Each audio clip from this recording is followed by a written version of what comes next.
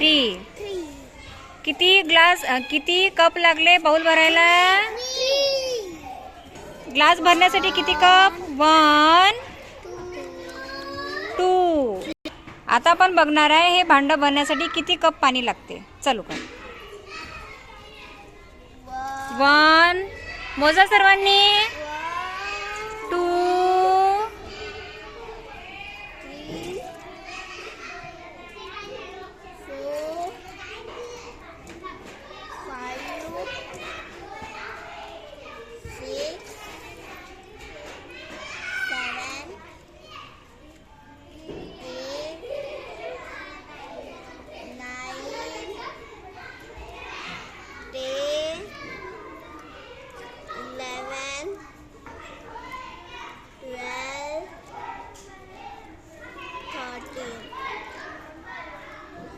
14.